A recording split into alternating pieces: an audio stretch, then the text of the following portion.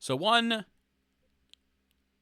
out there thing with Q equals Cm delta T is a heating curve. So in a heating curve, your state changes are dictated by heats of fusion and heats of vaporization. Okay, so heating curve is basically saying, oh, I have, down here I have ice, right? Got my ice down here, and it's heating up. Then it melts. Then the water heats up. Then the water vaporizes, and then the water heats. You'll notice that your plateaus, you're not changing temperature. So delta H fusion is the heat capacity that governs the heat that governs melting, and delta H vaporization is the heat that that governs vaporization. Okay, so temperature is constant during state changes, and each section of the curve has a different Q calculation. So the slopes are heating and cooling, and then the plateaus are phase changes. So the slopes are going to be Q equals Cm delta T. The plateau is just going to be the delta H times the mass.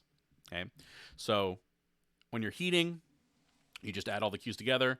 When you're cooling, you do the same calculations, and you just slap a negative at the end.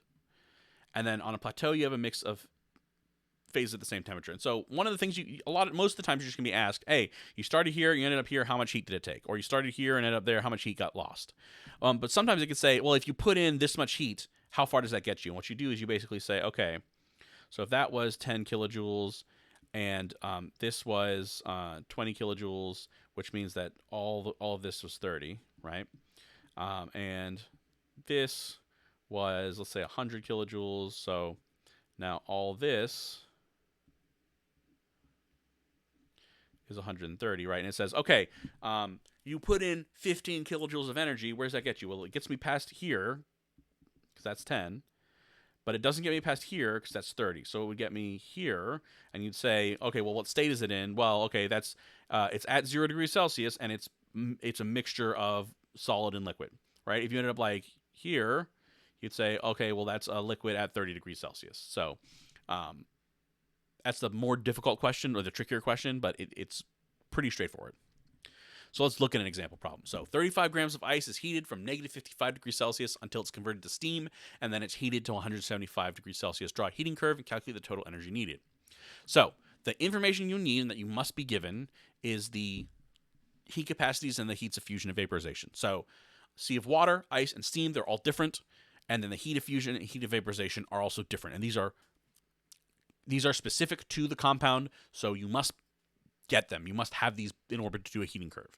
So basically, you just lay out your scales, temperature versus energy, and start by writing your first point. Okay, so I'm starting with the solid at negative 55. Then I'm going to heat my solid until the freezing point.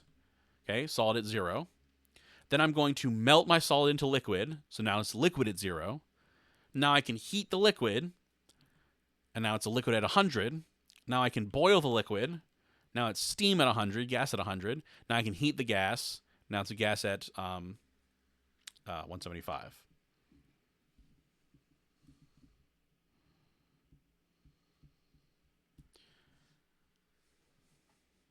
Okay, and so I can label all these points of the slope. First slope, Q1, then Q2, then Q3, then Q4, then Q5, and calculate them all separately. So Q1 is just going to be the sea of ice times the mass. Mass is always going to be 35 times the delta T. So I'm going from negative 55 to 0, so 55.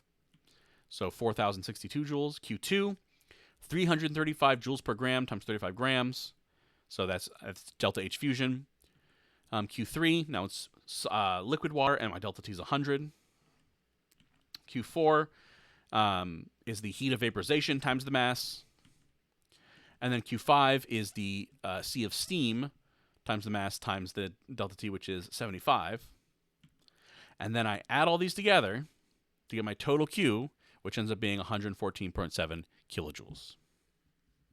So that's a heating curve. It looks complicated. It is very straightforward. Just break it up into its individual components, and you'll be fine. Just remember, if you're going up, it's positive. If you're coming down, it's negative, but the calculations are the same.